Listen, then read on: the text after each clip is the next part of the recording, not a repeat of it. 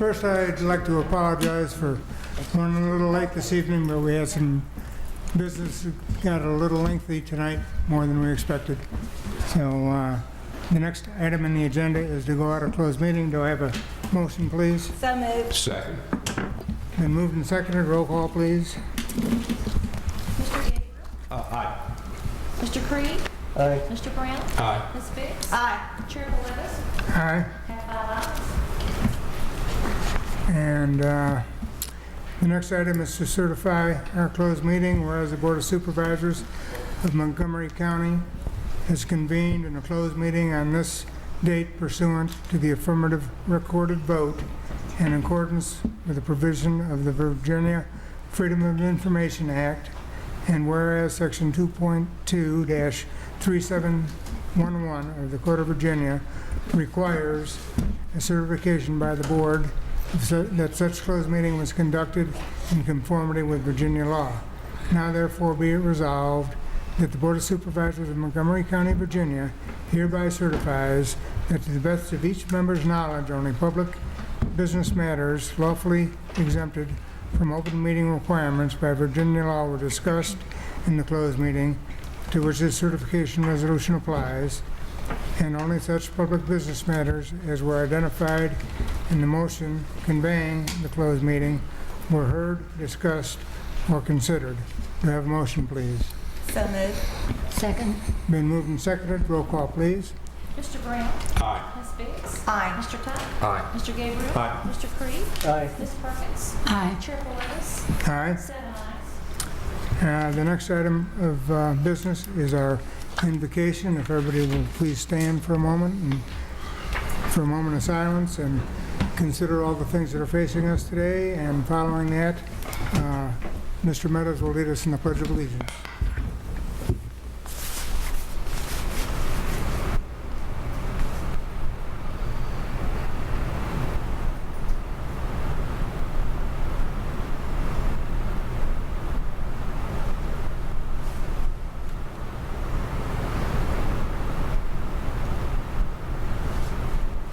Let us pledge, please. I pledge allegiance to the flag of the United States of America and to the republic for which it stands, one nation, under God, indivisible, with liberty and justice for all. Thank you very much.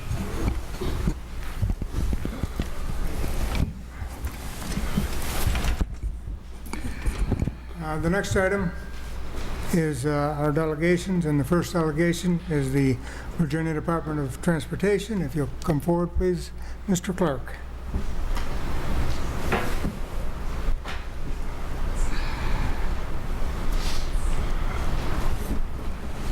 Good evening. As you can imagine, about the only update I have for this month is weather-related things. So we've had probably the most severe January weather that I've seen, with everything from the snow, the floods, some I think 50 or 60 degree weather, and then back again with sleet. We know we've got a lot of gravel roads that's still in really bad shape. We've been working on that, as well as getting a lot of the debris up from the heavy snow hit, I think, the 17th, and brought a lot of trees down. So we're going to be cleaning up for this for quite a while, months and months, before we get everything ditched. A lot of ditches full. Right now we're just trying to get roads back, and the problem with the gravel roads is it's just so soft out there now with all the, I mean, it generally gets soft when you get the thaw, but add to that, however many inches of rain we had, a couple hours, 4 inches of rain or something like that. It's just been tough to get them back, but we got school going, and we're just trying to get the roads widened back and get the ditches cleaned. So, we got a lot of several bridge projects going on too, and it impacted those as well. But I think they're all still finish on schedule. So we got the Blue Springs Bridge going, and the New River Bridge. Got a couple other bridge projects in the area, but not in Montgomery County. I think it blew up the causeway at the 613 Blue Springs Bridge, but they're supposed to finish that, I believe, later on this year, and it still should be on schedule. That's scheduled for completion actually in June. I'd be glad to take anything else from the board, but that really it's all we've been working on. One other thing we'd like to mention, we are in spring here, getting close to the middle of February, and we'll need to schedule the public hearing for the 6-year plan. I think we're going to look at probably in April. So what we'll do is have a public hearing, and then if we want to review some of the requests, we can go look at that and looking for passage of a plan before June. So just to look forward to that. Okay. Any questions of Mr. Clerk or comments?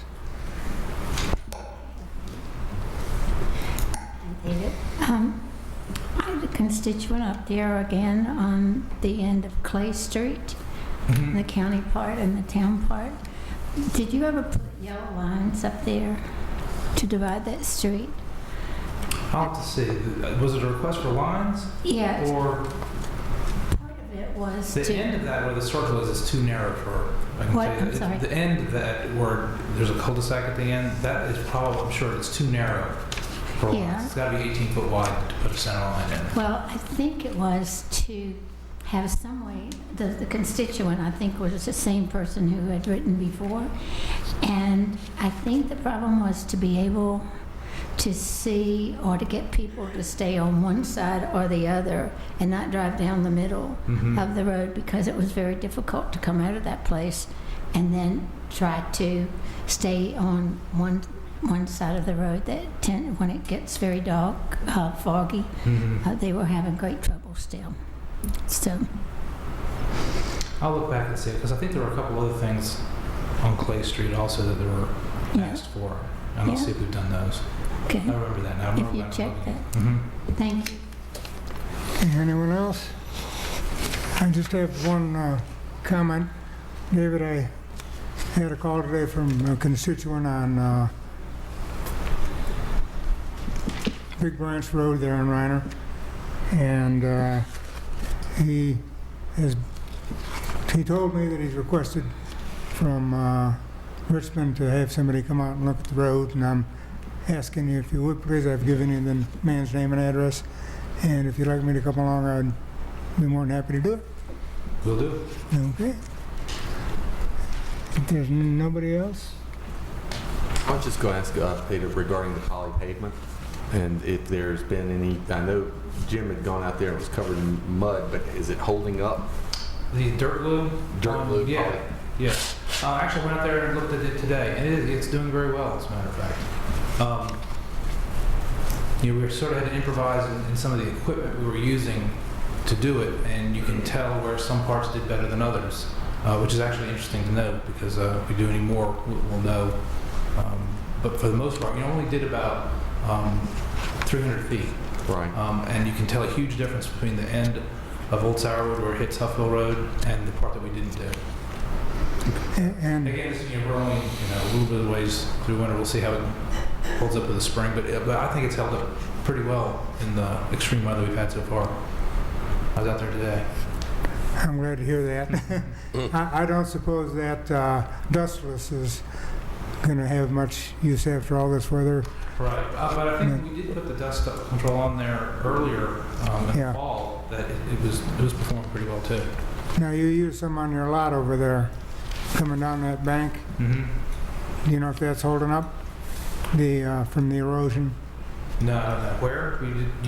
On your lot, between the two buildings, coming down from the fence Mm-hmm. down the hill. I went over and saw it with one of your people over there a couple of weeks ago, and they were happy with how it was holding up, but we had a little bit more severe weather since then. Yeah, So I'll check that one too. I might come over there and check it out too. So, all right. Thank you very Thank you much.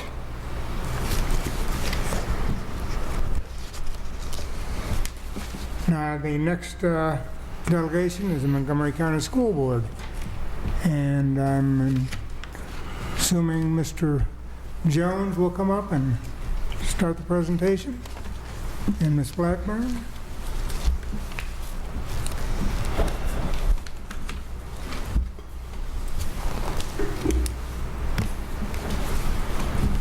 Good evening. Good evening. I'll begin with my opening comments. My name is Wendell Jones. I'm chair of the Montgomery County School Board. I put together a couple of thoughts this evening as far as my opening statement. After that, I'm going to turn it over to Ms. Blackburn, Superintendent of the School System, and she's going to present the budget. First of all, I want to thank you for your time this evening, and on behalf of the nearly 10,000 students and 1,400 plus employees of Montgomery County Schools, we're very appreciative of the opportunity to present our budget this evening. We're also very appreciative of your support and your work in recent budget years in light of a lot of angst and difficult decision-making that must occur as you go through these things. We're still very appreciative of what you have done. I could stand here tonight and cite a lot of stats. I could sit here and cite a lot of things about unfunded mandates. But really, it's a needs-based budget. And I'm going to spare you those numbers because Mr. Shannon and Ms. Miano is going to get into those numbers later on this evening in our presentation. Our mission at Montgomery County Public Schools is to prepare students for their lives, for their community, and for the world. And from time to time, I take time to reflect on what that mission is and what it truly means. Each and every day, the mission, vision that we have for our students in Montgomery County becomes increasingly challenging because their lives, this community, and the world is constantly changing. And it is changing at a pace that is very difficult for each and every one of us to grasp and sometimes even understand. I've listened over my years to a lot of critics about us being wasteful in our spending and being bloated in our operations, and then we have outdated strategies. I would agree with you if that was targeted at our state and federal government, but unfortunately it's not. It's targeted at our students. It's targeted at our vision. It's targeted at our future. I don't need critics. I need solutions. I need people willing to roll up their sleeves, dig in, and start caring about the students of Montgomery County. Start caring about the teachers of Montgomery County. Because our teachers and our students are not percentages, they're not statistics, and they're not line items in a budget. We're a people organization, and we're charged with trying to create engaging minds and help lead generations into the future. Our school division and school divisions across the state and actually across the nation are the entities and organizations that have suffered most with the changes that we see every day in our society. And some of the changes, unfortunately, are not good. We're not only asked to educate students in Montgomery County, but we're asked to feed children in Montgomery County.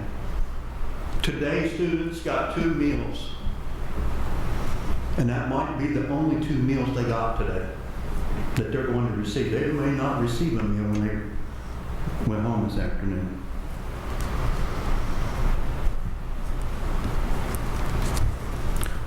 The school that they attended today was probably the only warm place that they have. That when they arrived home this afternoon, it may not be warm. The school that they attended today may be the only place that they saw a smile. It may be the only place that they saw positive encouragement and reinforcement for a job well done. Unfortunately, our schools are no longer required just to educate, but we must stand here and we must focus on all aspects and needs of our children in Montgomery County.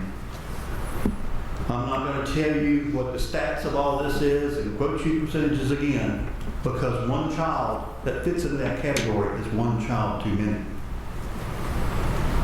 Our goal in Montgomery County is not to be the largest employer. We have no such goal. But what we need to do is operate effectively and efficiently. We were asked to brush off our 2007 efficiency report. I took an opportunity to look at that. We've acted on many of the things in that efficiency report, including adding staff, was one of the things that said that we need to do to be able to operate a division our size, serving the students we serve. We needed to add to the staff to make sure we could deliver their services. We do constantly look for any and every way we can improve and become more efficient. We're also charged with trying to provide a competitive wage, benefit structure for our employees. Our employees have not received a raise in several years. This year, the governor has decided that if you're a teacher that falls into the standards of quality of learning, you'll get a raise. But the rest will not. So a large portion of our budget is to respond to the governor's request that if you want the money, then you've got to pony up your own money. But again, when we're compared to other divisions of our size, and when we're compared to other salary scales and other benefits, we're on par with other divisions our size, except when it comes to paying our employees. Our teachers in this budget deserve a raise. They need a raise. They haven't had one in several years, and it's very clear and simple when we ask them to do some of the things that we're asking them to do. Not just us, but the state and the federal government is asking them to do these things. I close by asking that we think of education now as our top priority. I think the solution to this is priority. We need to become a shining light in the rest of the state and think about we're going to focus on educating our kids. Transportation is important, but building massive road structures, building massive prisons that you can't staff. I'm not sure how many people realize how much money the state of Virginia spent on building prisons that they couldn't open because they didn't have the funds to do it with. And building all kinds of mass structures should not be our top priority because we're going to lose. Because it's part of the mission, it talks about being competitive in our world. I can tell you as someone who's been employed in Montgomery County now for over 30 years in the place of my employment, we're looking for people that are creative. We're looking for people who have a good mind. And we're looking for people that show up every day and they show up on time. That's not buried in some sort of stat. That's not buried in a standards of quality statistic or percentage. And that's what we're trying to teach kids to do. Because that's what employers want. They want employees that they can count on. I had a young lady once who filled out an application that was absolutely horrible. Misspelled words, blanks in the application. And when I called that the young lady's attention, she said, but my SLL scores were good. I'm not a fan of the high stakes testing, but that's what we have to do. That's what the state and the federal government says that we have to do. But we have got to figure out a way to educate our kids differently. So I ask that you make funding and education a priority, because I can tell you that every penny we spend is worth it.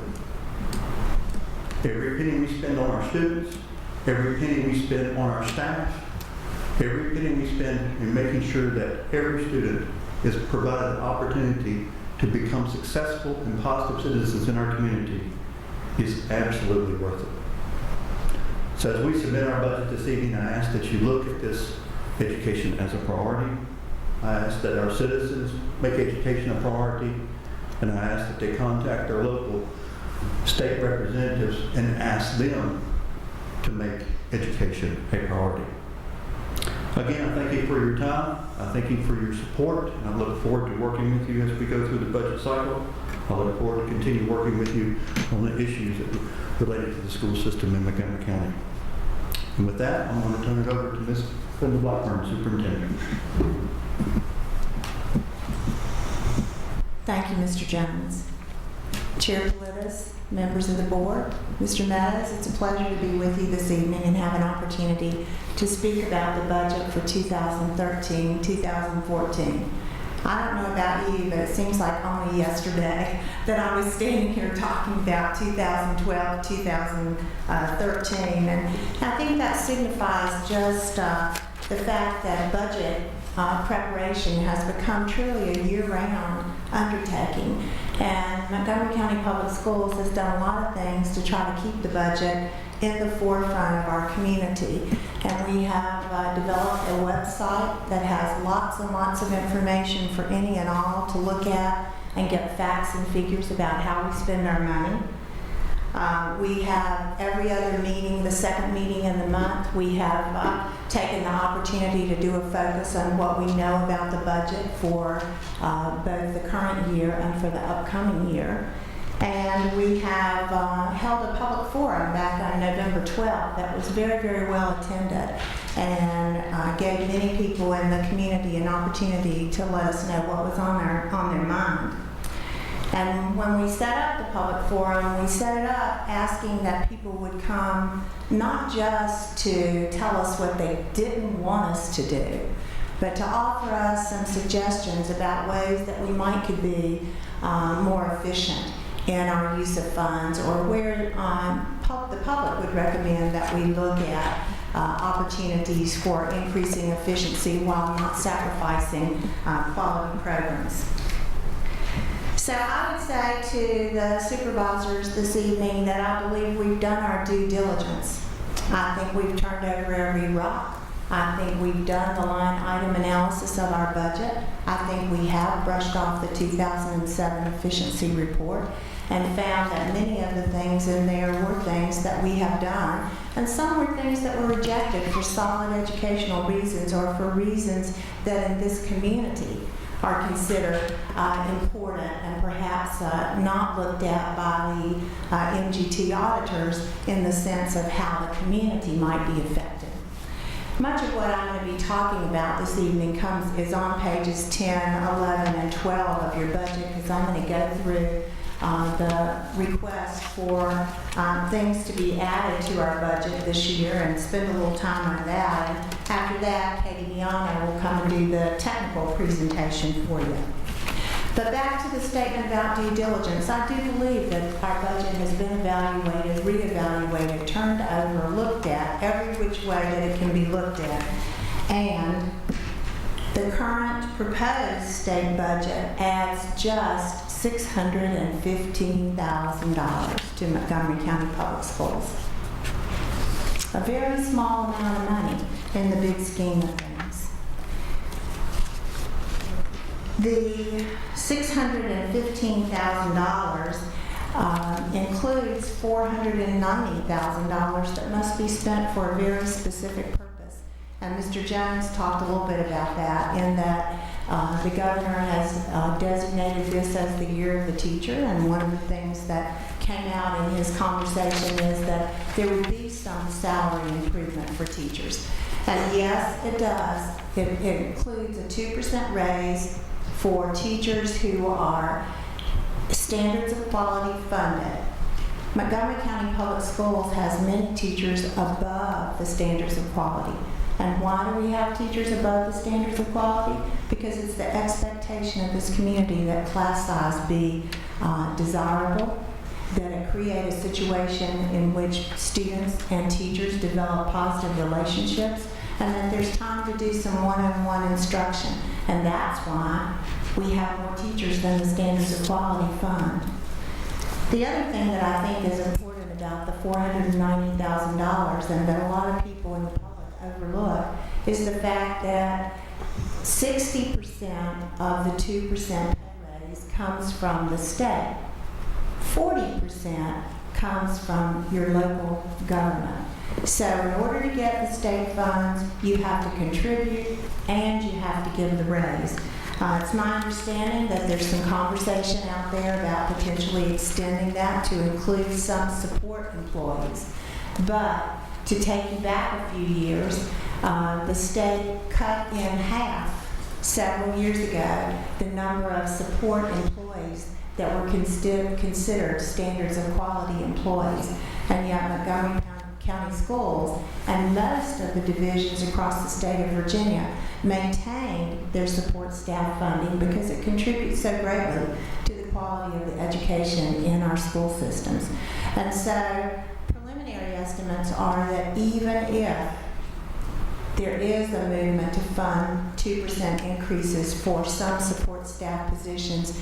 The net increase for Montgomery County Schools would probably be around $120,000. And you would again have the 40% match, and you would have a lot of people who would not be considered for the state money. I think it's important to think about the fact that for 5 straight years, school systems have faced the challenges of budget reductions. And Montgomery County Schools had a $97 million budget in 2008-2009. It went to a low of $88 million, and it's come back to $92 million. But we're still well below $97 million.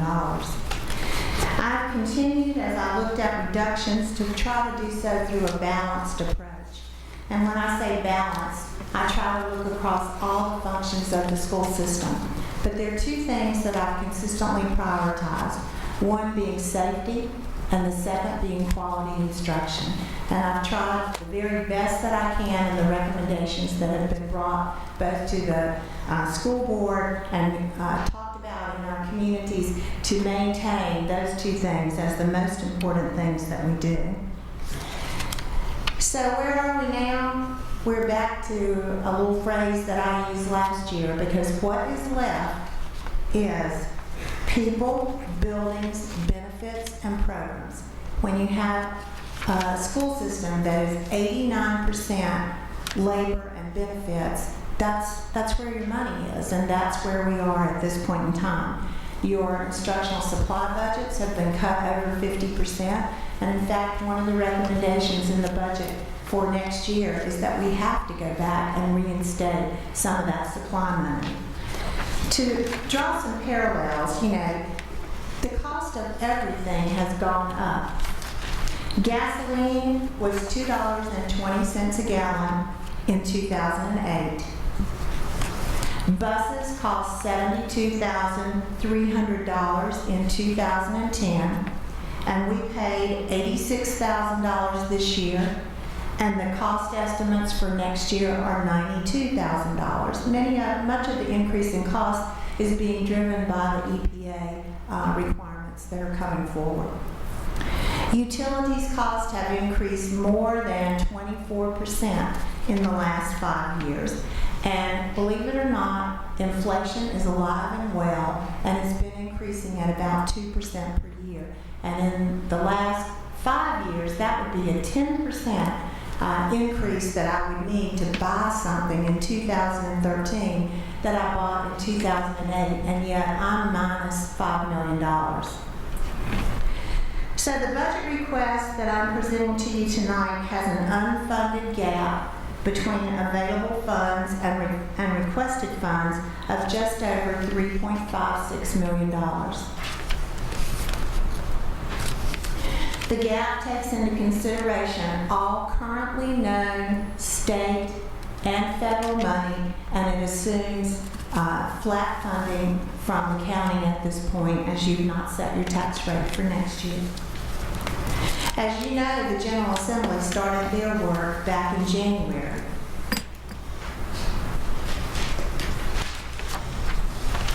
And they will continue in session until February 23rd. In the meantime, as required, Montgomery County Public Schools has developed a budget request to present to you this evening. It's really one of the most awkward things that you can ever do, is to create a budget without knowing how much money you have. And I struggle with that, and I think our board struggles with that. And it's not just that I want to spend every penny that I'm going to have. It's just, I don't know if I have any extra, because I don't know what I have to start with, and it really makes for an extremely difficult situation. And because of that, I did something different this year, and I'll talk about that a little bit later. The budget request for 2013-2014 includes additional items for funding as follows, and I'm going to take just a second and speak to what I have included that's not funded for next year. It includes the entire remaining 4% of the VRS transfer, which has a value of $553,000. 65% of the school divisions across the state of Virginia have already done the full 5% transfer.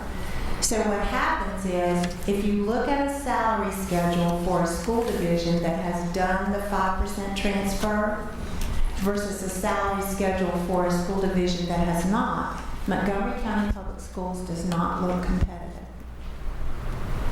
Are we unable to fill teaching positions at this time? We've been successful in filling teaching positions, but we're only into year one.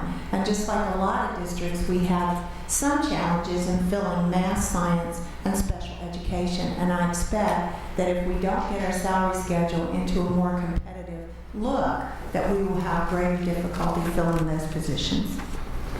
Why else is it a problem? Just to administer a non-competitive salary schedule that has 2 lanes in it, because I treat people differently, required the investment of 140 manpower hours just to set up the tables for doing that work. Once the tables are set up, they're in place, you can continue to administer them. But that is definitely an unfunded mandate. And not only that, it was not a revenue neutral requirement in the first place. So I believe that it's imperative that that be addressed for Montgomery County Public Schools. Second thing is the $1.6 million that it would take for every employee in the division to get a 2% raise. And unlike the governor, I do not believe that we need to fund only our teaching, SOQ teaching positions. I think every single employee in this division makes a high quality contribution to the success of the school system and to the success of our students. And each of them deserves to be recognized with a minimal pay raise. In 5 years, the employees in Montgomery County Public Schools have had 1% and one bonus of $350 or $500. And that's what's happened to salaries over that time period. I'm going to state it again because I want to make sure that people who listen to the video understand this. The governor says he's raising all teacher salaries. He is not raising all teacher salaries. He's raising the salaries of a select group of teachers who meet the number of teaching positions that would be funded in SOQ by the state.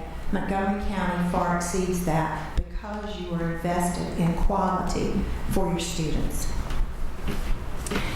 The request includes $224,000 in increased operational costs for Auburn High School and Blacksburg High School. Last year, we added operational cost of $153,000 for the new Prices Ford and the new Eastern Montgomery Elementary School.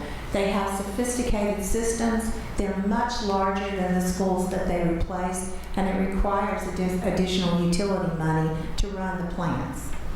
Unlike the prisons that were built and not used, I don't think Montgomery County wants to build schools that you don't use, and the utilities are required.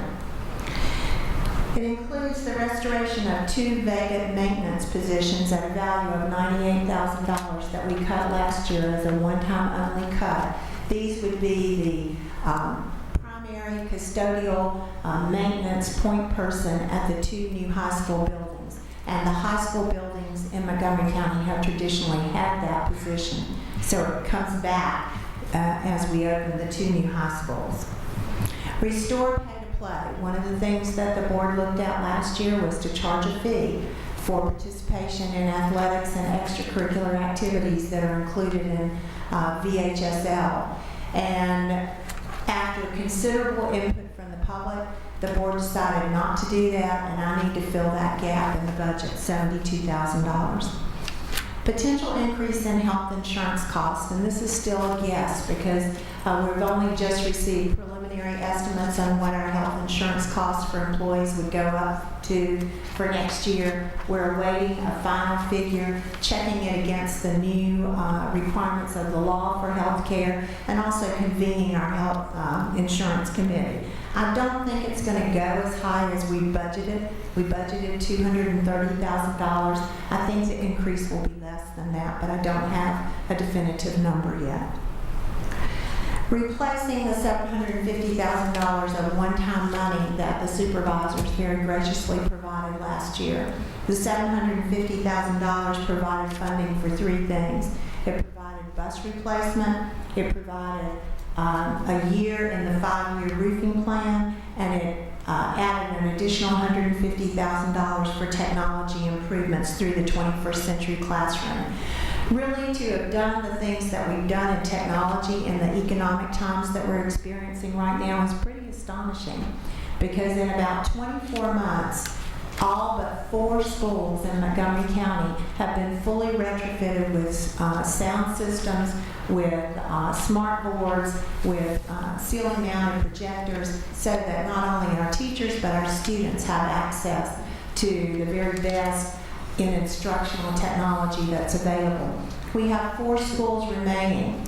They are Eastern Montgomery High School, Christiansburg Middle School, Shawsville Middle School, and Blacksburg Middle School when they go back to their school in on Price's Fork Road. This year we did our first high school, and just to tell you what a major investment it is, we did Christiansburg High School as 21st century classroom. The cost was $330,000 to do the 21st century upgrades at that high school. And then to restore, I mentioned earlier that there were a couple of things I felt like we just had to take another look at, and one of them is instructional supplies. When I walk into schools, one of the first things teachers say, and even students, is we need more paper, we need projector bulbs. The projector bulbs are $150 and up. And so you can go through a supply budget very, very quickly when you're using those kinds of equipment in your building. So I've asked that we replace 25% of what we've cut. And 25% of what we've cut over the last 5 years is the addition of $300,000 across the 19 schools in Montgomery County. Restore $4,500 to field trips. Again, that just puts back 25% of what we have taken away. And then finally, the jury is still out on sequestration. And my worry with sequestration is, if it happens, will the federal government do as it sometimes does, which is take the money and leave the regulations?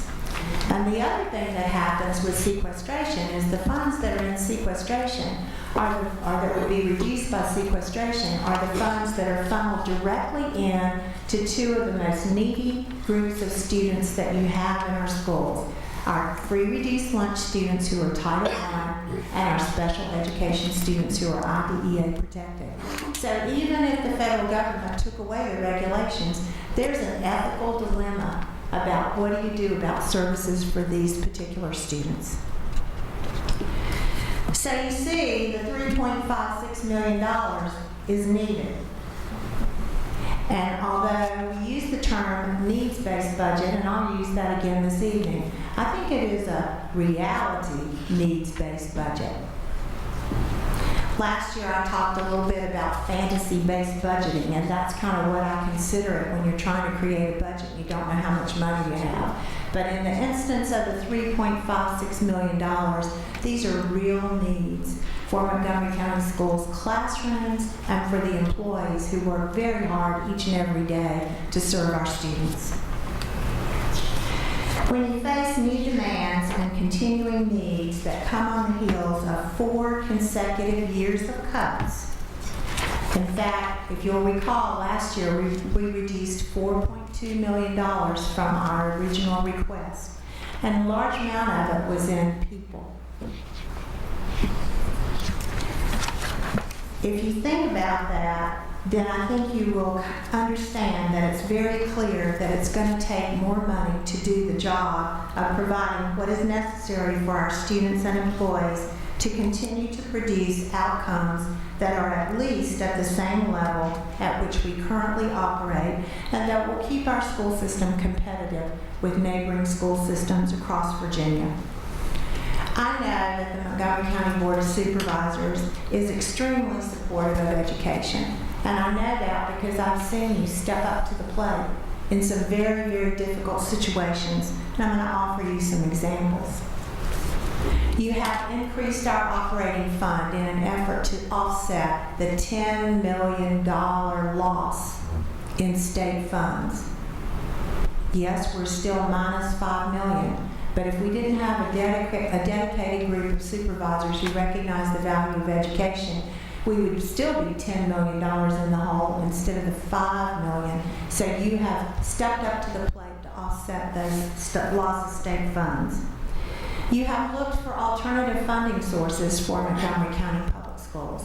When you've had one-time money, when you've had revenue that exceeded your expectations, you've included us in the discussions about where are the needs in Montgomery County. You have supported legislation that makes public education a priority. And one of the things that I tell people is, public education put me in front of you. I'm a first-generation high school graduate. I'm a first-generation college graduate, and I would not be standing here in front of you today if it were not for quality public education, K-12. They didn't even have kindergarten when I went. It was first through 12, and public universities. So they're powerful. They're huge, and no matter how many charter schools you open, public education is going to continue to serve the majority of the kids in the United States, and it has to be invested in. And finally, by supporting capital building projects at Auburn High School and Blacksburg High School and Auburn Middle School at a time when it was very, very challenging to do so. So once again, I wish I was standing in front of you with a balanced budget that asks you for nothing, but I'm not. And I'm not going to apologize because the $3.56 million is needed to keep our students and our teachers engaged in the best quality learning situations that we can provide. I know that you recognize an investment in our youth and in education makes a powerful difference in our community. In fact, I like to say that as the school system goes, so goes the community.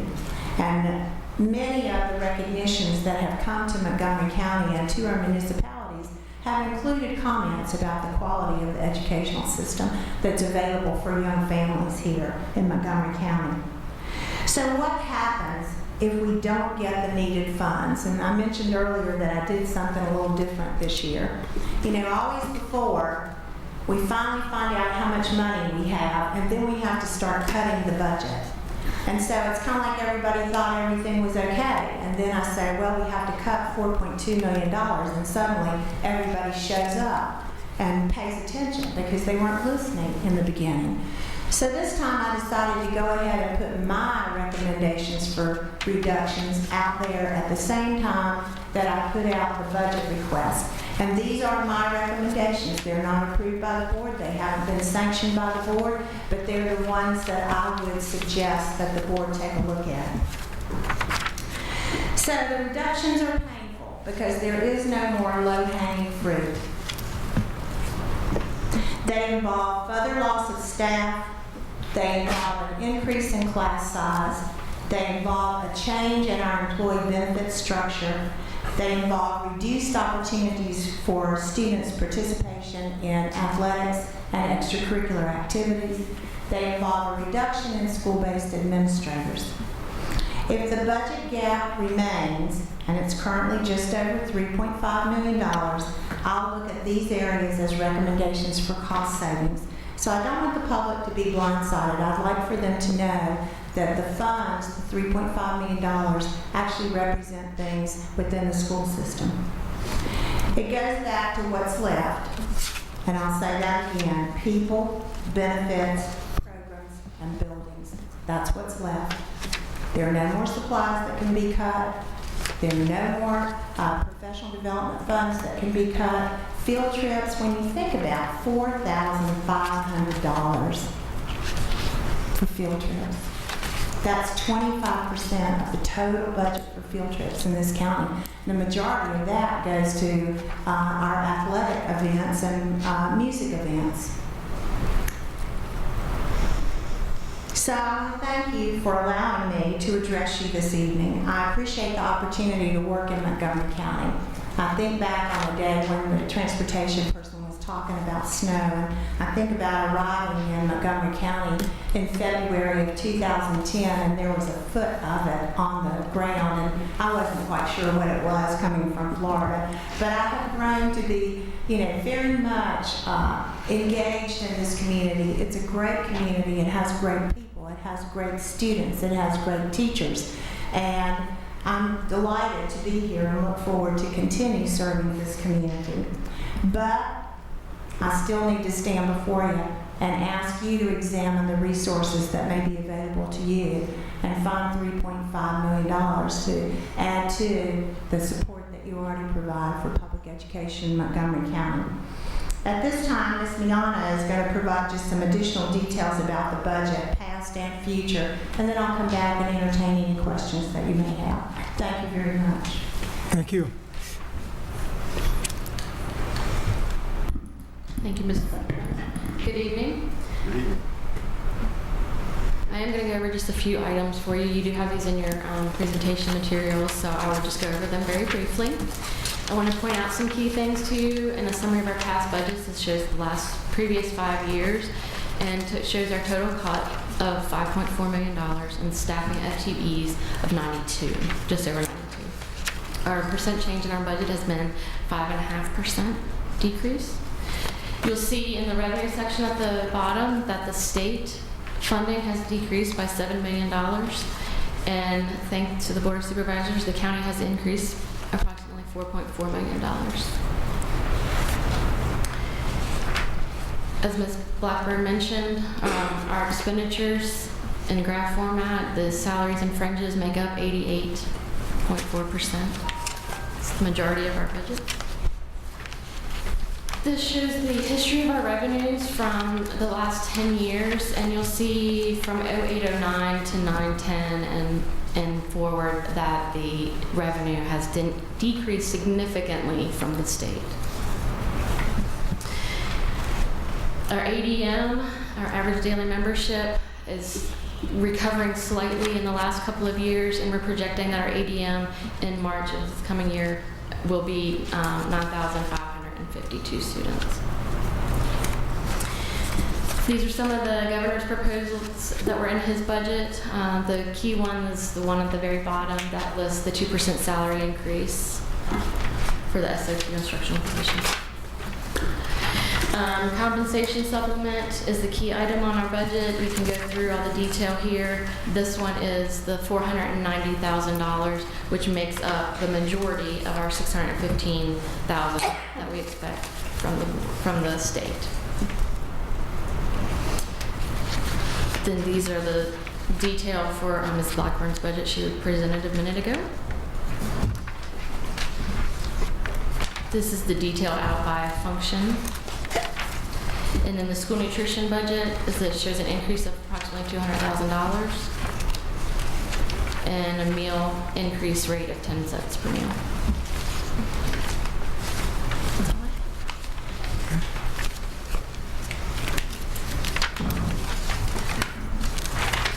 have. Again, we'd like to thank you for the opportunity to present the budget this afternoon, and I'm happy to answer any questions if there are any. Do we have any questions of the board for Ms. Blackburn? This is more of a speculative question that you probably can't answer because it involves the state and God knows what they're going to do. But the governor's transportation plan, which is still alive as I understand it, and it passed the House and is in the Senate, involves shifting sales tax revenue from the general fund, which funds things like education, social services, stuff like that, to transportation. Is that going to be an issue immediately were it to pass? Do we have any sense of that, or is that going to be more of a long-term disaster?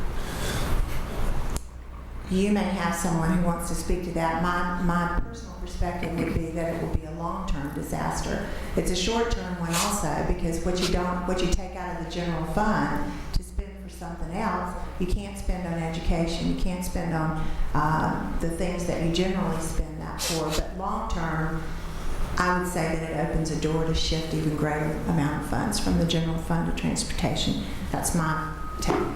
Sure. But we won't necessarily see an immediate decrease in... I don't think there's been contemplation of an immediate decrease in general funds, Okay. but again, as Ms. Blackburn said, you're putting responsibilities together in a pot that previously haven't been funded from the same pot.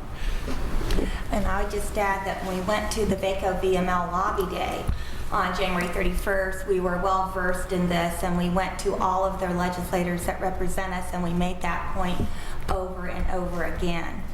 Now, whether it gets us anywhere, but we did speak up for the general fund and the public education monies in there, and also public safety monies and everything else. Because if you start messing with that, and I agree with what you guys, it's going to be a long-term thing. So I know the Virginia Association of Counties is very carefully watching that. Anybody else? I have several questions. To start off, we had a joint meeting, we had a joint meeting, I think several months ago, and there were several discussions about some cost savings in regards to the move. One of the suggestions was utilizing inmate labor and working with the Sheriff's Department to move you from Junction Street and from Shawsville to your current locations.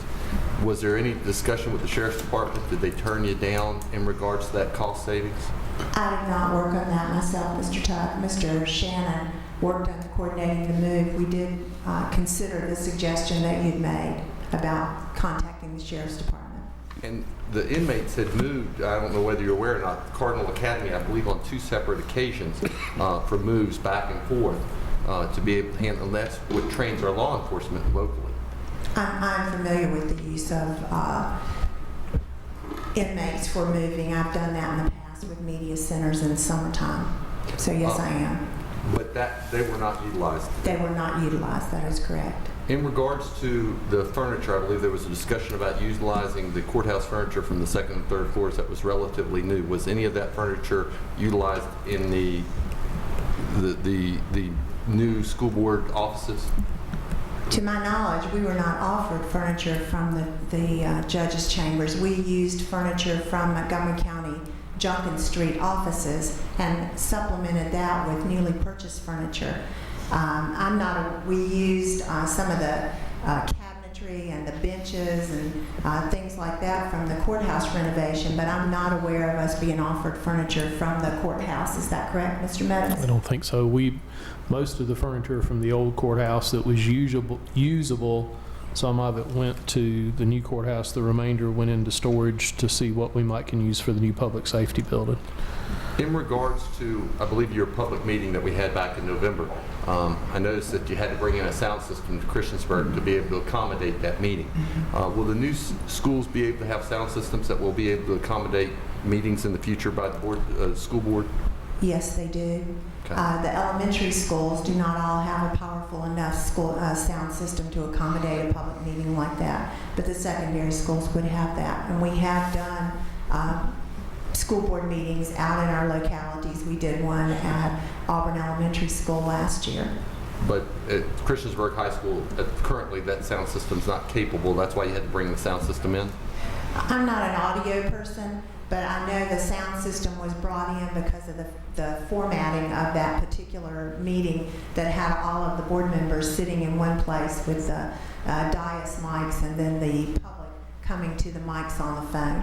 Christiansburg High School sound system does need some improvements, yes.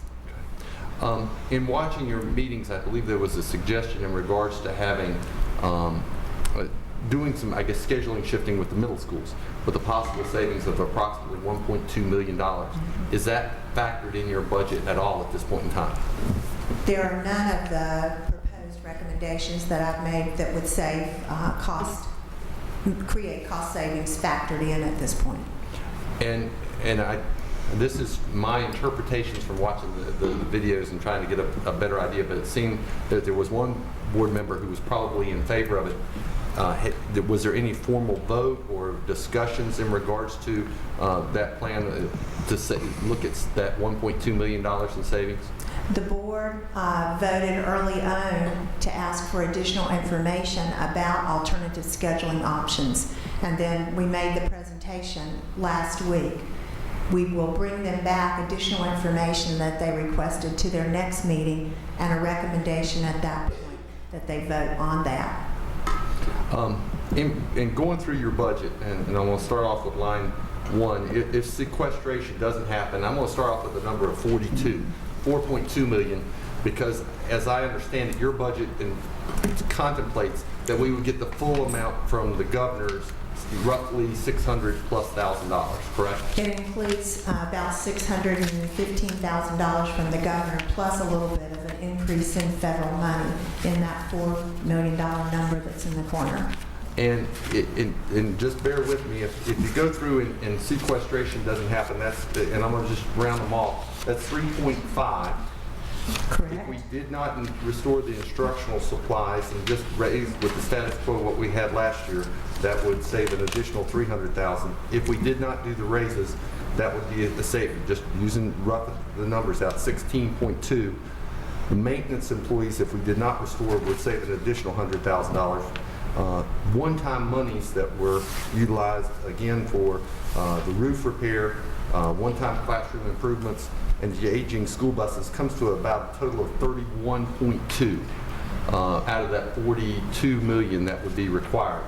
So is it fair to, and I wouldn't say fair, but in looking at that, before you would have to, and that would still keep in money for health increase premiums, that would fully fund the VRS this year, be like the rest of the 60%. In addition, that would be looking at maintaining pay for play and paying for that.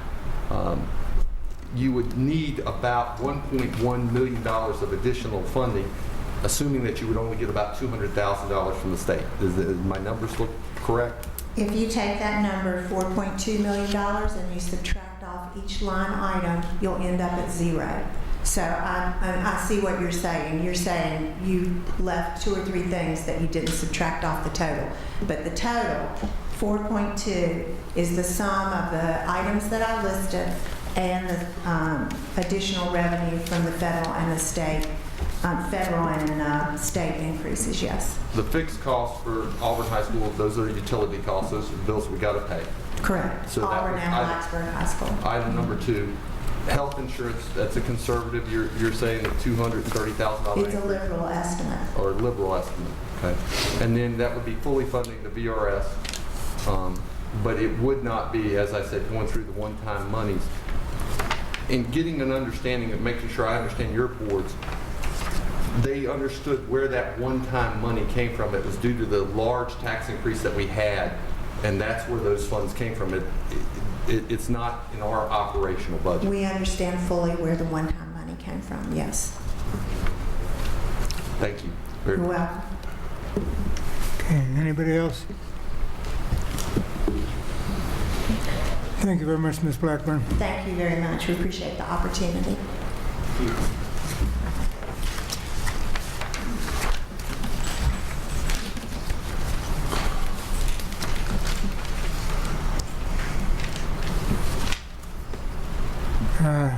The next item on the agenda is a public hearing, and the following public hearing was advertised pursuant to law in the Bergs section of the Roanoke Times on February 3rd, and is a proposed conveyance of a utility easement.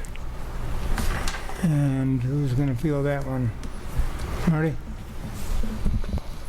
Yes, Mr. Chair, I'll just make a couple of brief comments. In your tab A, I believe there's a proposed easement and attached plat showing where the easement is. This request came about from Mr. Franck with the PSA. He wanted to get a new water line easement through that parcel, and he's got it. I ran it through Craig and Steve Phillips, our facility guy, to look at it, make sure they were good with the location of the easement. It's along the boundary line, so we don't think it'll have a negative effect on selling the property. PSA needs the easement in order to put in a new water line sometime in the future to connect to the main line that's out on 460. And so there will not be a line in there right away, but according to Bob, a future line will be going in there in the near future. The current line is old, that's in that area. They're not real sure where it is, to tell you the truth, because it is so old. And so what they're planning to do is put a new line in because it needs a new line anyway, and just leave and abandon the old line. And so that's the PSA's plan in the future. So that easement will not necessarily be serving that property. However, that property maybe in the future will connect to that line. It certainly would have that option. So that's the reason why we had to have the public hearing. As you know, anytime there's an easement conveyed and it serves the property itself, public hearing is not required. Like if an AUP needs an easement to provide power to a school, we generally don't need public hearings. But in this case, it doesn't necessarily serve that property. So, any questions I can ask? But that's Any questions of the board? And we have it on the agenda for approval under new business if the board so chooses. Okay. It is a fairly routine matter, but as the attorney said, because it is public property, we need to have a public hearing to convey it. Okay. Is there anybody in the audience who would like to speak to this public hearing? If so, please come forward and say your name, address, and you have 5 minutes. Seeing no one, we'll close this public hearing. The next item is public address. And we have one person signed up for public address, Mr. Jim O'Dowd. And I feel like it's two people. just one left. Across that. He got a different sheet. Just one. Okay. Yeah. Sorry. Mr. O'Dowd, how are you? Say your name and address and you have 5 My name minutes. is Jim please. O'Dowd. I live at 2431 Mount Tabor Road in Blacksburg. I'm here this evening to speak in favor of funding Montgomery County Public Schools to the fullest extent possible. Thank you for what you've done in years past, and I hope you will continue to place a high value in education this coming fiscal year. Our group, Citizens to Save Our Schools, are now becoming active at the state level. On January 28th, I presented a petition to delegates Joseph Yost and Greg Habib, and also Senator John Edwards in Richmond on behalf of 266 Montgomery County residents. The petition urged the representatives to adopt a budget that protects our schools by restoring funding to 2008 levels, to bolster the tax revenue of Montgomery County so that the county is better able to fund Montgomery County Public Schools by passing House Bill 1449 and also House Bill 889. We also ask that the unfunded and underfunded state public education mandates be eliminated. I don't know how much good it ultimately did or will do, but we certainly intend to keep up the pressure at the state level. Please let us know if there's anything on which we can collaborate to encourage additional funding at this level. In the meantime, please consider allocating any additional funds to Montgomery County Public Schools this coming year. Thank you. Thank you, Mr. O'Dowd. Is there anybody else in the audience who would like to speak? Please come forward and say your name and address, and you have 5 minutes, please.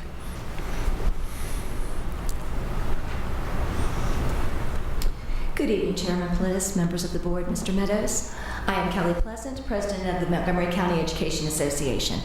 I reside at 2737 Old Fort Road, and I am speaking this evening in support of the proposed 2013-14 school budget as presented this evening, and I appreciate the opportunity to do so.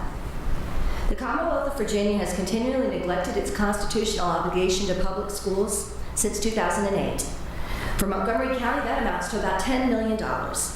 I would like to thank you again for this board's commitment to help close the gap between that underfunding and the needs of the Montgomery County Public Schools. You have made these difficult decisions for the benefit of all, because a strong education system, one which educates all children, is an integral part of any community. For our part, we have lost numerous positions, we have altered our benefits, we have cut supply and equipment budgets, and we have seen decreased programming. Employees of Montgomery County Public Schools, administrators, teachers, and the educational support staff have strived to maintain high educational standards. But please don't be confused that these cuts have not been difficult to manage and that we haven't missed the positions and the things we have lost. And indeed, our greatest fear is that we won't be able to keep it up much longer. Standards, we maintain standards beyond those recommended and mandated by our state government that constantly neglects to pay its share. We have met face-to-face with legislative members, we have lobbied in Richmond, we have sent emails, and we have made phone calls to persuade those elected officials to remember us and to remember the children. But still, largely, the decisions are out of our control. And educating children is ultimately our county's responsibility. And as educators, we thank you for your continued support of our kids. Thank you. Is there anybody else who would like to speak?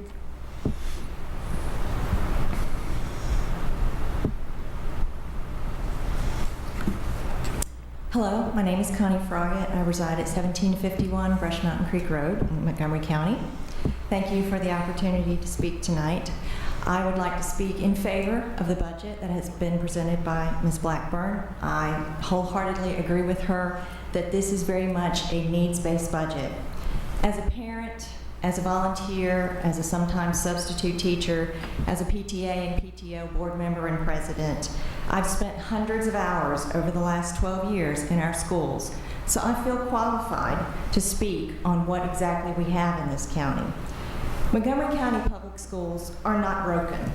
They don't need to be fixed. They need to be funded.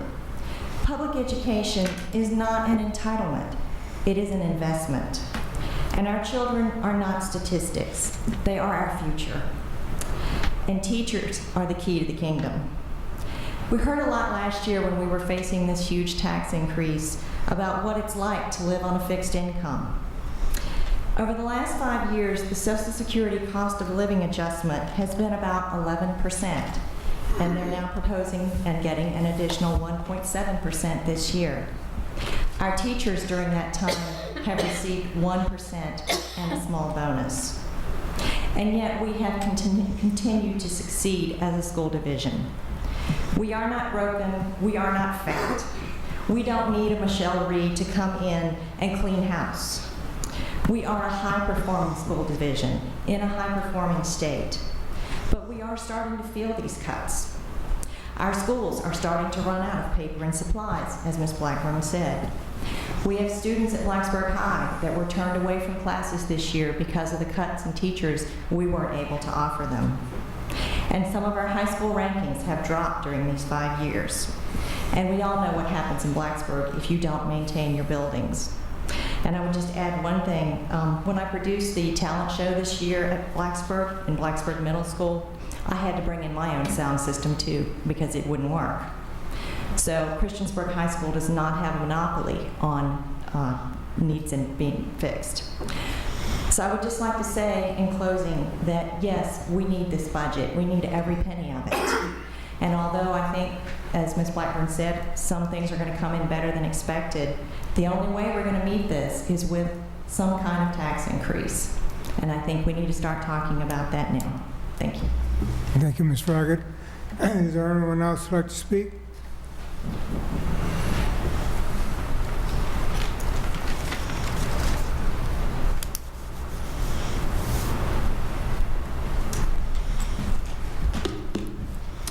Good evening. My name is Tom Zuckerwar. I live at 3910 Fieldcrest Drive in Reiner. Sitting in the audience, I realize how really difficult it must be for you to make a truly rational decision because there's so much emotion based in these debates and these budget hearings. And I'm trying to maybe share a little bit of quantifiable data that might give a little bit more of a larger picture. For the record, I also share these statistics with the school board. Clearly, the funding challenges of MCPS have been severe the last several years. The Great Recession, thankfully, seems to be weakening, and hopefully the economic recovery continues to show signs of progress. I'm hopeful that Virginia's economy will also surpass some of the recent forecasts, and if not this year, then in 2014, and expanded state funds will be available to partially replenish an extremely dry bucket of resources. Of course, there are many variables and triggers that easily could prevent this than not. Unfortunately, fragile economic growth does not come with safety redundancies. Therefore, I believe we as a county must plan and fund modest budgetary increases to offset the state's budget shortfalls. I recognize that economic challenges in our community are still very great and there's a wide range of economic disparity. Yet, I'm reminded that rising tides raise all boats, and I find encouragement in the following.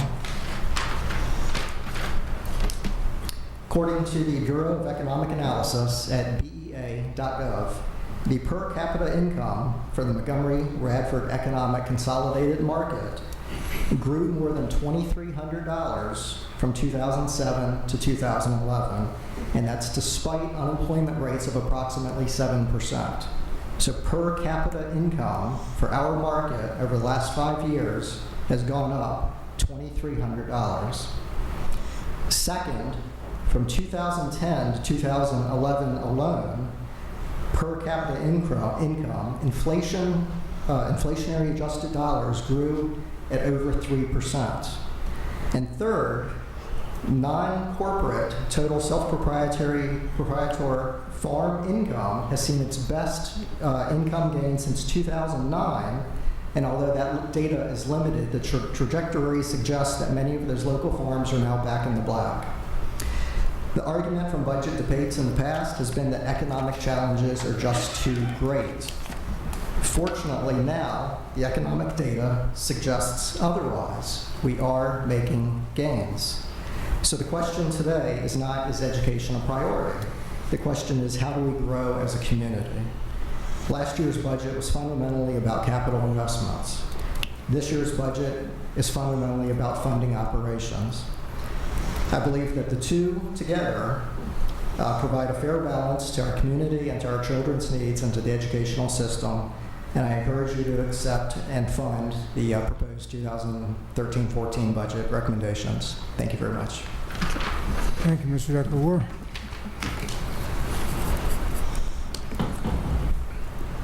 Hi, I'm Heather Cox. I live at 1006 Morning Dove Drive, Blacksburg.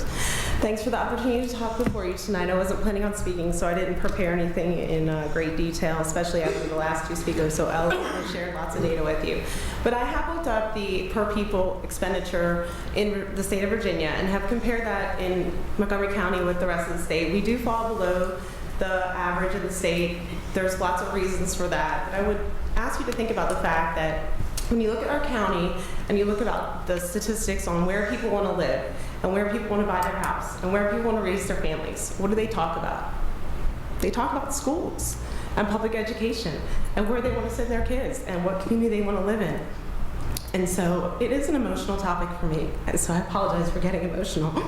But I really struggle with the fact that if we want to have a community that people want to live in, we can't talk about the things like our field trip budget's being slashed to $4,000. I mean, you want your kids to play on a sports team, they have to be able to get there. They have to be able to go to that track meet, go to that music event, go there, do that thing that's going to give them the opportunity to get into college, go on to do what they want to do in their future.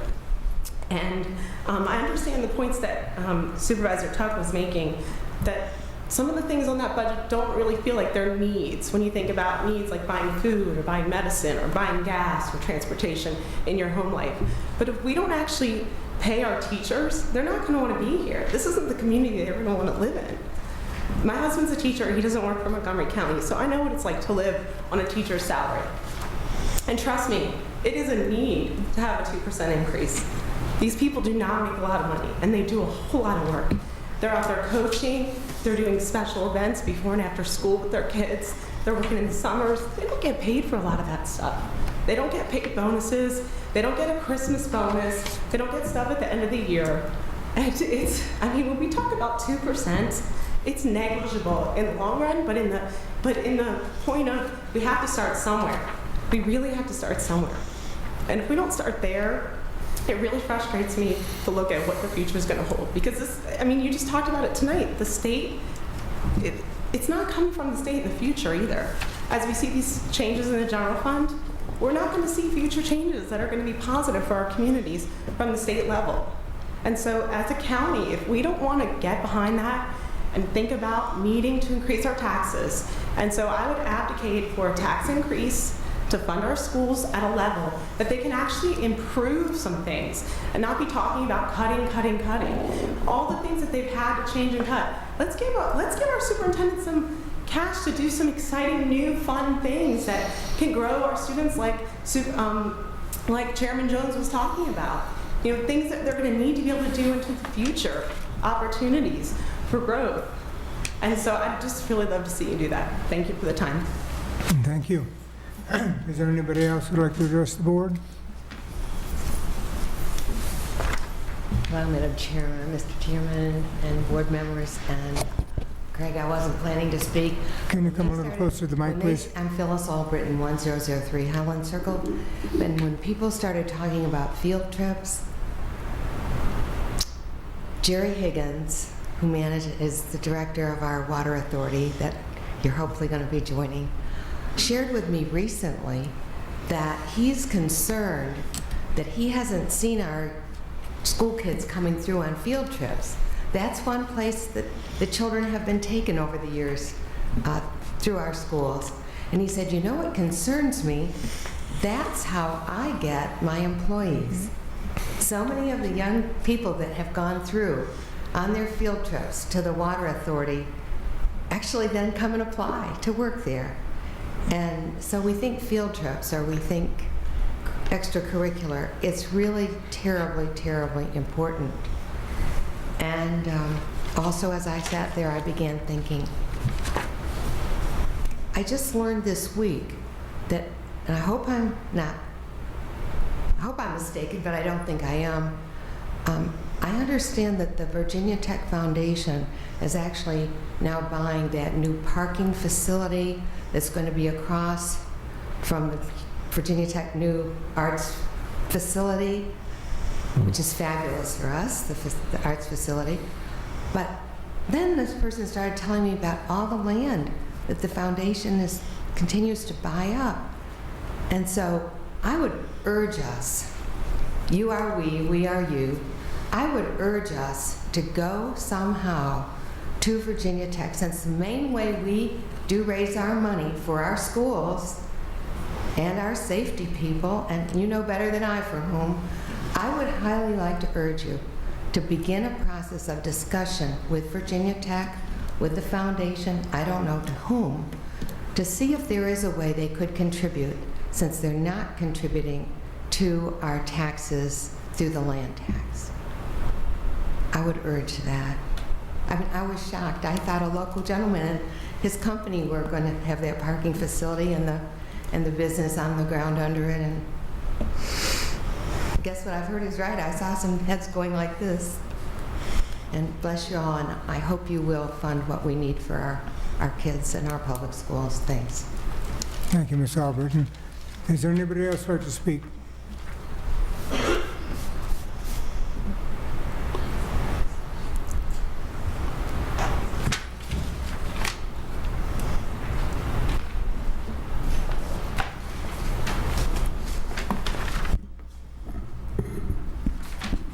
Hello, my name is Chris Jordan. I reside at 4130 Crimson Drive, Blacksburg, Virginia. I didn't come prepared to speak, although I thought that I might, but I was moved to speak by the presentation today. Excuse me, I want to thank you for your time. I want to speak in support of the proposed budget for Montgomery County Public Schools. This is a very lean budget. I think that they have cut everything that they can over all of these years. And what we're left really are people, students, and critical programs. These are difficult choices. You all are faced with difficult choices when you make budget decisions. But I ask that you protect the future of this county by protecting the future of its schools. Schools have helped Montgomery County weather this terrible recession and come through relatively unscathed.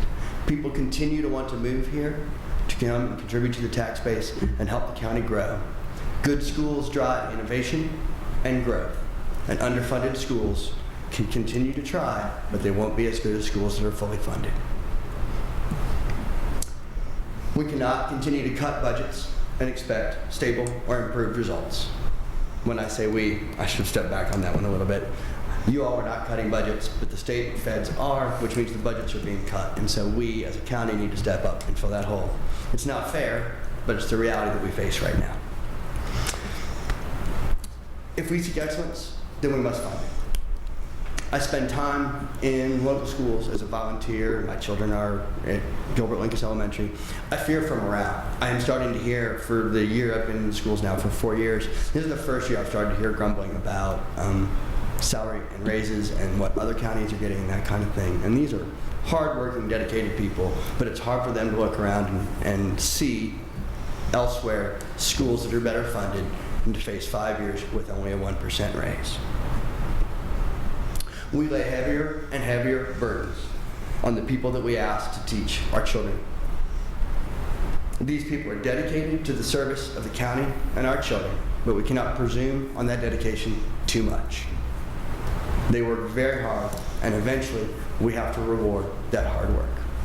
So I urge you to find the money to meet the budget requests for Montgomery County Public Schools in 2013 and 2014. Thank you for your time. Thank you. Is there anyone else who'd like to speak? And seeing no one, we'll close this public address. Thank you all for your words.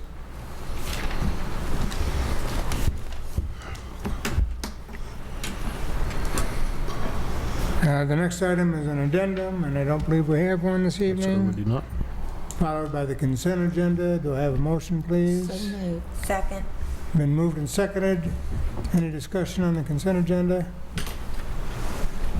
Roll call, please. Ms. Biggs? Aye. Mr. Todd? Aye. Mr. Gabriel? Aye. Mr. Creed? Aye. Ms. Perkins? Aye. Mr. Brown? Aye. Chair Paulettis? Aye. 7 ayes. Okay, and now we'll go into new business. And subject A is a resolution granting a utility easement to the Montgomery County Public Service Authority. Do I have a motion, please? So moved, Mr. Chairman. Been moved and seconded. Any discussion? Roll call, please. Mr. Todd? Aye. Mr. Gabriel? Aye. Mr. Creed? Aye. Ms. Perkins? Aye. Mr. Brown? Aye. Ms. Biggs? Aye. Chair Paulettis? Aye. 7 ayes. And the next item is a declaration of local emergency. So moved. Second. Been moved and seconded. Any discussion? Could I Mr. Gabriel? just for the benefit, just for the benefit of those watching on TV and sitting in the audience, about why this, Craig, could you just explain why this is a retroactive declaration of emergency in this case? The board has given the emergency services coordinator and myself the ability to declare a local emergency if we have a substantial weather event or natural disaster that requires immediate action. And by declaring a state of emergency, it allows us to immediately be able to call on state resources if there are any available to assist. And the board has to take action, but they can do that retroactively, so it doesn't have to be, I don't have to call everybody the night that we do this. I will tell you that we did declare a state of emergency. The governor has yet to declare a state of emergency or declare any of these areas disaster areas, and we are following up with our legislators as to why, because especially over in the Radford-Pulaski area, they had some significant damage, and we have talked with them about that as well. But to answer the question, that's why we do it immediately and then seek the board's approval later on, is to be able to call on those state resources right away. Thank you. Okay, anybody else? Roll call, please. Mr. Gabriel? Aye. Mr. Creed? Aye. Ms. Perkins? Aye. Mr. Brown? Aye. Ms. Biggs? Aye. Mr. Todd? Aye. Chair Paulettis? Aye. 7 ayes. Item C is resolution in support of the Crooked Road proposed designation for a national heritage area. Do I have a motion? So moved. Second. Been moved and seconded. Discussion? I'd just like to bring up a few things, and there's a lot of myths about the Crooked Road. I had the opportunity to speak with Morgan Griffin, and just to try to pick his brain. First, if anyone's told you that they've read the bill, there is no bill. He's going to write it and hasn't written it yet. They're going to have 3 public meetings throughout the 9th District, Washington County, and I think in Abington, and here in Montgomery County. If citizens want to have some input on what needs to be in the Crooked Road or doesn't need to be in the Crooked Road, or their concerns, they're going to be able to express them. I have known Morgan approximately 19 years. There is no way in my mind that he is planning on having the UN be telling Southwest Virginia how to have any type of zoning or taking away property rights of citizens. Morgan, his entire career politically has been about individual freedoms, in my opinion, and I trust what he is doing, and I wholeheartedly support the Crooked Road. I know that there's a lot of misinformation out there. But when you start looking at the facts, and I'll also point out this, Morgan said that personally, he wishes that there were no heritages because we're borrowing money to be able to pay for it. But if that money is out there, he believes that Southwest Virginia ought to get its share. And so while he will be probably voting initially against the Crooked Road funding, but it will be against all the funding. And then he will be trying to submit a bill after having citizens' input. I just wanted to say that. I know we've all gotten quite a few emails in regards to that, but I feel pretty strongly and comfortable in supporting the Crooked Road. Okay. Any other comments? Roll call, please. Mr. Creed? Aye. Ms. Perkins? Aye. Mr. Brown? Aye. Ms. Biggs? Aye. Mr. Tuttle? Aye. Mr. Gabriel? Aye. Chair Palettis? Aye. 7 ayes. And from there, we go to the county attorney's report. No report, Mr. Chair. County administrator's report. Mr. Chair, just a couple of items this evening. We did talk earlier tonight that we do have several vacancies for our Economic Development Authority, and we will be placing an ad in the paper soon for interested people for not only economic development, but Parks and Recreation and several other commissions. So I would encourage folks, if you're interested in becoming involved in a county board or commission, please take a look when those are advertised, and we'd love to have your application. Also wanted to mention to the board that I appreciate the responses on the doodle poll for the various dates for upcoming meetings. Judy has pulled those together, and I think we have nailed down nearly all the meetings. I will be sending that back out to you by email probably tomorrow, so you can get those dates marked on your calendar. Several of the dates that we picked are tentative because they involve meeting with the 2 town councils and with the school board, and so we need to get confirmed on the other side to make sure those will work. But amazingly enough, we found quite a few dates that seem to work for everybody. So, Will the email you send out it'll be like a master list of all the meetings? yes, sir. Okay, The or the tentative meetings. right, the document that I gave you last meeting had some bullet points and had all these dates. Well, what we've done is just said, okay, for this meeting, we pick this date. Okay. And we'll send that out and get a response, and hopefully that'll go well. And lastly, I just wanted to let the board know that I'll be attending the Local Government Managers Conference Wednesday through Friday, and one of the big topics of discussion is budget and state issues. So I'm sure we'll all be sitting around smiling and laughing and having a great time. Yeah, right. Yes. And that's all I have. Okay. Mr. Brown. Well, I have one thing. We had some heavy rain here a week or so ago, and down in my district in the Whitethorn area and the McCoy area, there was quite a bit of flooding, and mostly in the McCoy area, like especially the junction, for an example. And our emergency services coordinator, Mr. Turner, kept me up to date on what was going on, and he worked well with the first responders and blocking the road, keep people from going down into the water and so forth. And I think he helped get a number of the people out whose houses was flooded, and help the people down at the junction move some of their equipment out of there. I would just like to say thank you to the first responders and Mr. Turner for all these efforts in making things better. Mr. Brown, if I can add to that, I have to share a funny story. I had to ride with Neil today, and he obviously got in and out of a lot of stuff that day because I got in his car or his vehicle, and we had a discussion about that vehicle needs to go to the cleanup shop because it apparently went through quite an ordeal. Yeah. And I'll add to that a little bit, if I may, while we're on the same subject. Okay. We had a vehicle get washed away, not washed away, but washed into the creek down by the Pilot Post Office. And our fire department was there on the spot helping the man get up back on the highway. And they said, anybody who lived in that area said that's the worst they had ever seen it up there.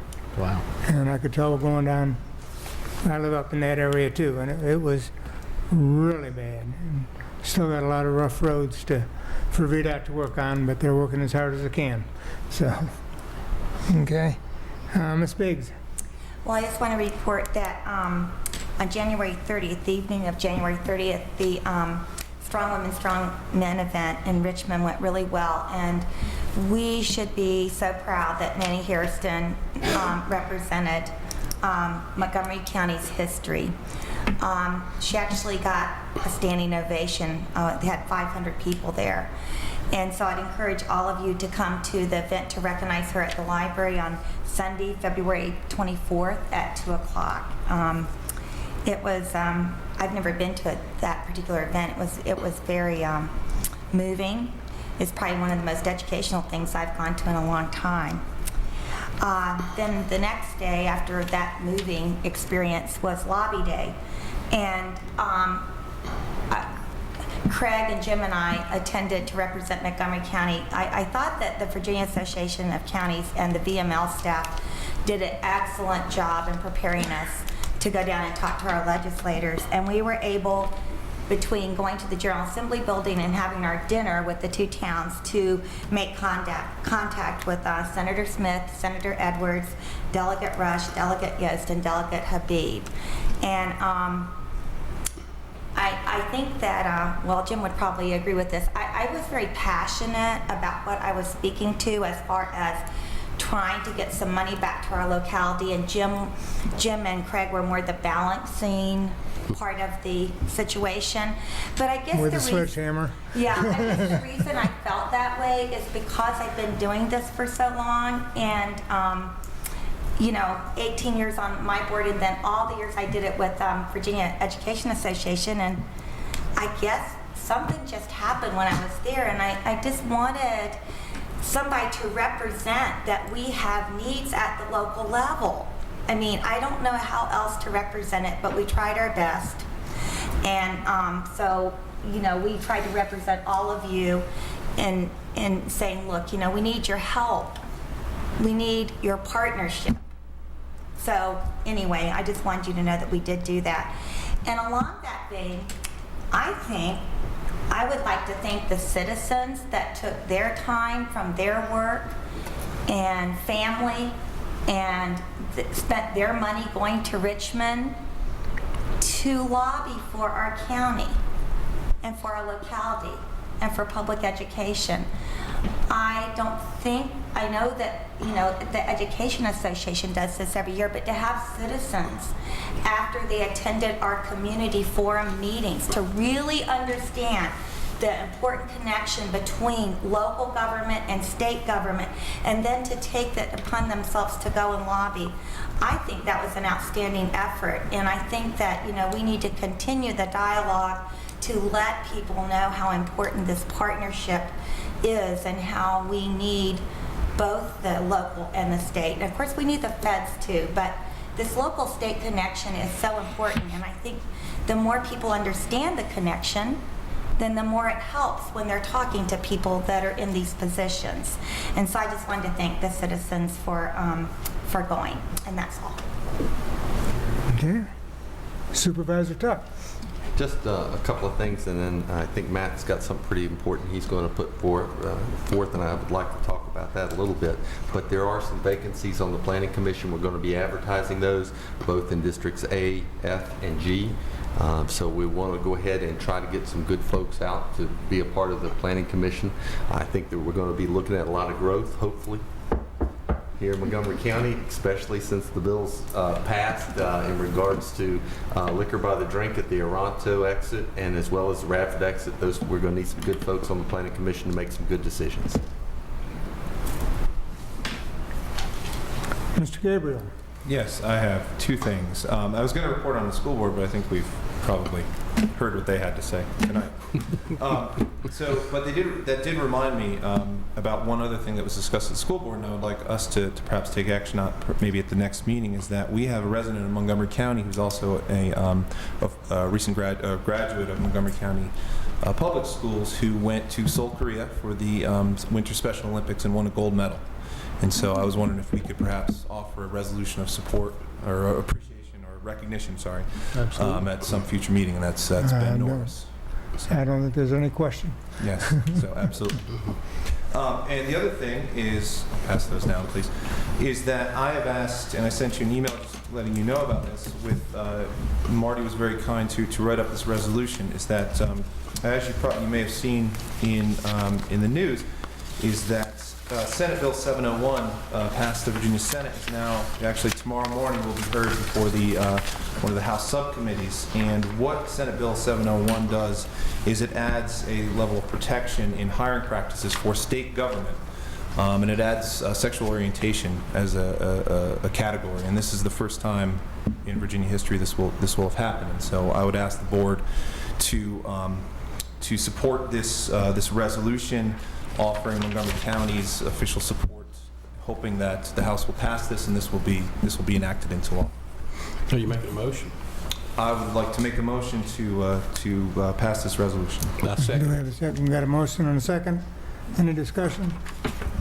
I'd just like to say I had Marty research this a little bit, and initially I had just some questions about expression. I thought I might, and that's the last word in here, after some legal research that Marty did, that satisfied any of my concerns. And in looking at things, and to me, this is an important piece of legislation. This means that government isn't going to be involved in employment specifically by the government, isn't going to question what someone does in their own bedrooms, in the privacy of their own bedrooms, and who they love. And to me, that's a pretty important step. That's right. Throughout history, boards like ours have sometimes gone with the majority, and we're talking about a minority of people. Sometimes some of those members have been my relatives, and maybe they made some bad choices. And this is my opportunity, and at least to be a part of this and to be supportive of this bill. And so I didn't get the chance to second it, but I will third it, and will be voting in favor of it. No. I'd like to make a comment on that too. I'd gotten emails for several weeks about asking to sign a petition on this. And I'm trying to figure out what is this? I mean, people shouldn't be discriminated, and I had to go to Craig and Marty and say, is this real? You know, I mean, to me, when you work for somebody, and I've been an employer for 30 plus years, performance is what counts, you know?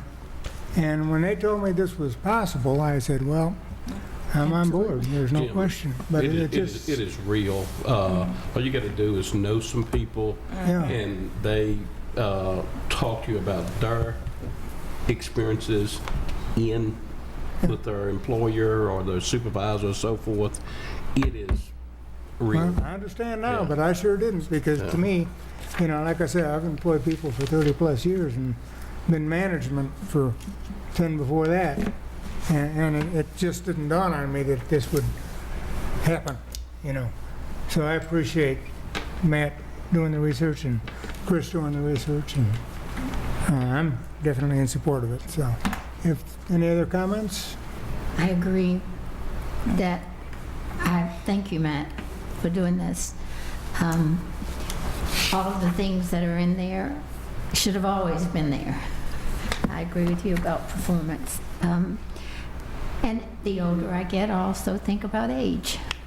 And the more that I think our population with the baby boomers will be aging also. So I think there are a number of things and a number of considerations that go into this particular Senate bill. And so I'm delighted that not only age has been in there before, but there are some additional items here that, and particularly some of the business about the special disabled veterans and those individuals. So yes, I support it, and I thank you for bringing it forward to us. Anybody else? This isn't a minor point, but just going along with the veterans as well, is that there used to be language in the statute, I believe, that simply limited veteran status to Vietnam-era veteran, and that's been stricken, and especially, Yeah, they it's did take especially that. important given the military involvement in the past decade and more. So, My only comment was that during the meeting we had on race relations in Montgomery County, during the times that we had a little bit of free time, this subject came up in discussion from some of the members there that, and so it is a very real thing. So, yeah, I'm very supportive of this. Roll call, please. Ms. Perkins? Aye. Mr. Brown? Aye. Ms. Biggs? Aye. Mr. Tuck? Aye. Mr. Creed? Aye. Mr. Gabriel? aye. Chairman Lewis? All right. 7 ayes.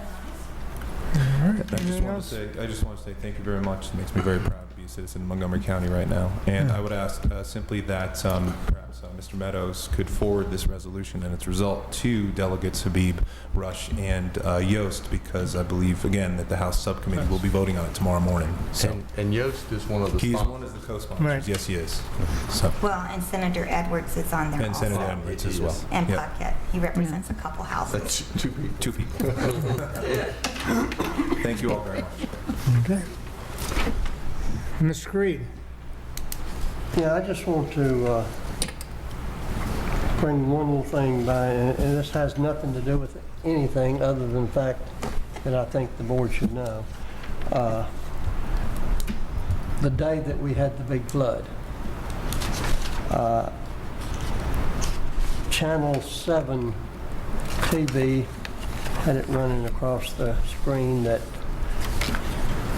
2 dams above Claytor Lake were running over. Nobody could get in to cut them off, and they were thinking that they might actually bust. And so that kind of concerned me a little bit, so I called Neil Turner's number, and lo and behold, he knew nothing about it. He asked him where he was at, and he was down in McCoy. He said, but my contact up there at Claytor said, I've called them and said they know, they haven't said anything about it. I said, well, you need to get back a hold of whoever you had a hold of and tell them they need to check it out or find somebody else to call. I said, because this is on TV, been on there now for 30 minutes, and you know, there's flooding going on in Sylvatus and Pirate and all the way down. He said, well, I don't think it comes over on this side of the river to where it's going to be of any danger. And I said, well, I don't know about that, but you know, you do need to check these things out.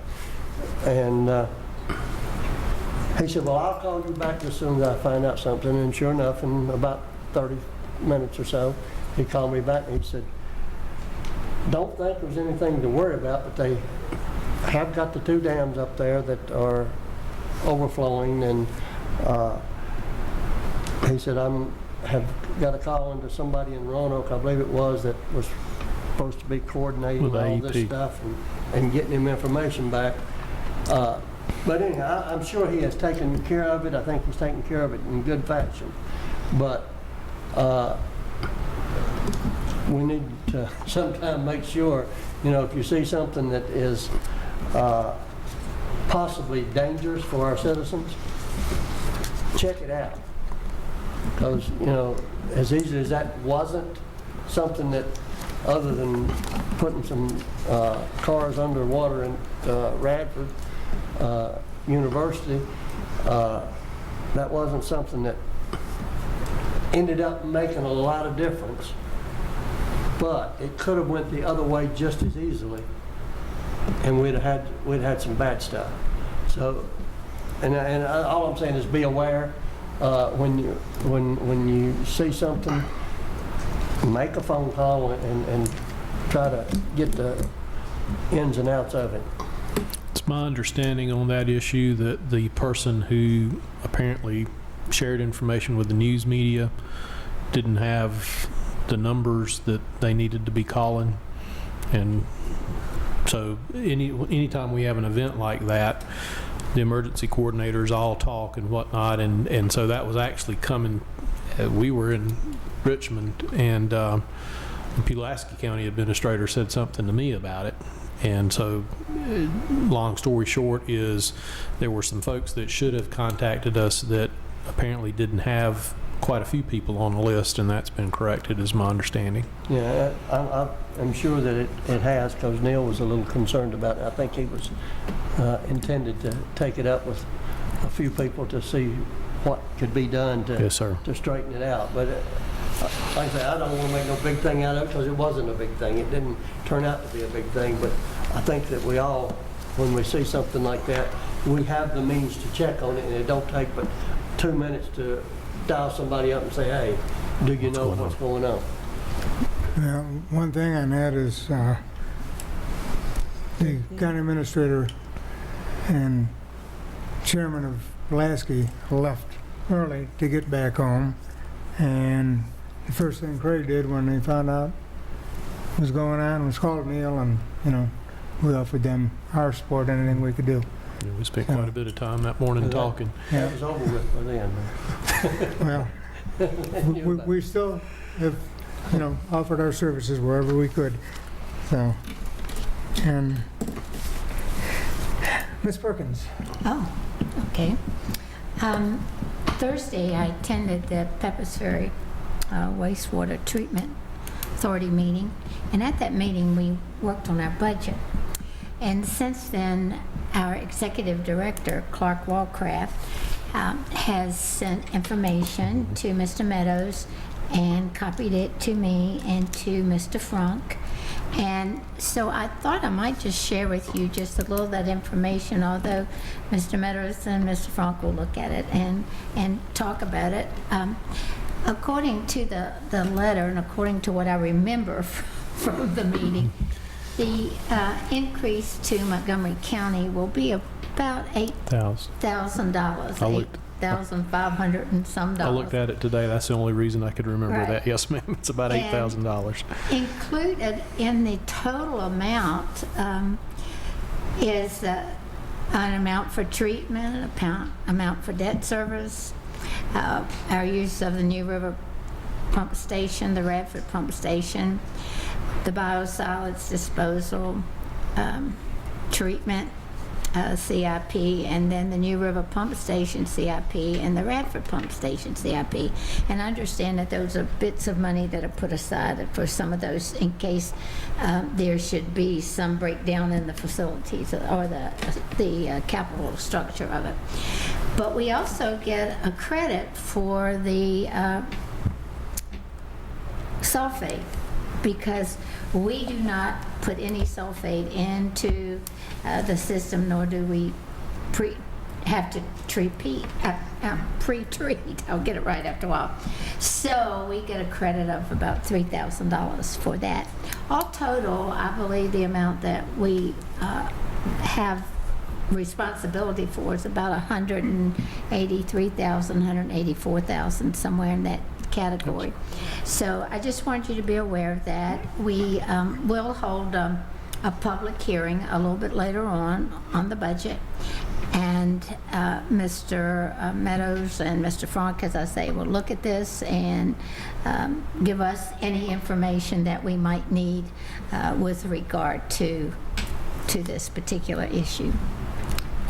But nevertheless, it's a pretty straightforward budget, and actually has been operating very well and operating in the black, even though we put in the ultraviolet system now to disinfect. We no longer have to use chlorine or any of those things. It's a good thing. So, and that's just about been paid for. So there are things that I think it's being managed well, and we really only have a very little amount I of think we're the smallest. wastewater that goes into this system. So I really appreciate the fact that we are treated just the same as the people who use and pump much more into the system than we do, but we're all treated very much the same by the authority. And so I just wanted you to be aware of that. Also, the amounts are really I guess, based on a 5-year average. I believe that's So, correct. They're based on a 5-year average, so they're attempt to do and make it as fair as they possibly can, and work through the budget very well doing that. So, wanted you to be aware of it. Chair Politis, I forgot something really important in my report. Can't believe I did this. Ms. Perkins and I went to the Montgomery County Public Schools Educational Foundation concert. It was a fundraiser. Yes. I guess it was on, let's see, we got back, was it Saturday? Was it Saturday? It was so good. And out in the audience, we have some people that were involved with that. Connie and Sarah Woolsey. Connie Right. Froggett and Sarah Woolsey. Phyllis was there. But the most fantastic thing about it, the children that sang and did different things and played instruments, that was fantastic. But when Robert Chafin ended it at the very end, he's a graduate of Christiansburg High School, and he's a tenor. He's been involved with opera all over the world. It was in the Presbyterian Church in Blacksburg. That whole place just resonated. It just sent a chill down your spine. But if you have extra money, you need to send your money to this foundation. They have a website. This foundation has been around for a while, but it's just in the last year that it's actively been, getting going, and they've been awarding some grants to people to do some things within the schools. So it doesn't matter how great a contribution, any little bit, any great amount will help, but they got off to a really great start on that day, even with the snow at the end. Well, I had the school system down. I was going to say something, but you said it very well. And I will tell you again, I'd like to reiterate, thank you, those of you who were involved in putting this on. And also, as Ms. Biggs said, I think it'd be fine if you have money to donate, but if you have rich friends, ask them to donate too, please.